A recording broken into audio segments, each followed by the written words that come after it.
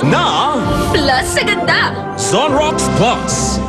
Kasama mo ang unang hirit at Zonrox Plus all-around bleach detergent sa malinis na umaga. Sa unang hirit, ang saya-saya. Sa unang hirit, Bakas ang excitement sa cast ng upcoming teen-oriented movie of the year, ang Tween Academy Class of 2012 sa ginanap na press con nito kahapon. Dito tiniyak ng Tween stars na hindi lamang daw kagigiliwan ang nasabing pelikula kundi magsisilbing inspirasyon din daw ito para sa mga kabataan. Mismo ang sarili namin saya, nagiging natural, nagre-reflect po yun sa movie. Ma-attract sila. Hindi lang sa mga suot namin, kundi sa mga language na papauso. Ang ilang Tween star naman ay nagbahagi pa ng kanilang natutunang aral habang ginagawa nila ang kanilang pelikula. Siguro po yung tiyaga. Tiyaga sa trabaho at sa oras. Yun.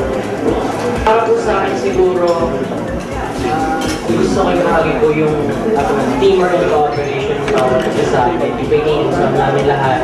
Ang gusto kong ma-share sa mga fellow twins namin is yung pagiging marunong po mag-balance between work, fun, and sa studies. Samantala, usap-usapan din na naging kissing scene ni Elmo Magalona with Sam Pinto. Isa rin daw kasi ang eksenang ito sa highlight ng pelikula. It was really hard to pull off, pero ayun, parang nagustuhan naman ng parang production, everyone liked it, so ayun, sana magustuhan ng mga manonood. sabi ko, oy, ayun na. Oy! Ay, sabi mo tapos. Ay, happy birthday, Rosalia San! Happy birthday, Tito Boyet Estrella and Ate Reyna Muñoz. Happy birthday! Happy birthday! Ito, totoo na. Birthday ng nanay ko ngayon. Yes! Happy birthday, Nanay Julie. Happy na! Oo, kare-kare. Nagluto dahil narinig ka raw kahapon. Thank you sa pagtambay. Happy weekend dito lamang sa Unang Hirit! Ay, Olivia Quino. Tumawag ako kahapon.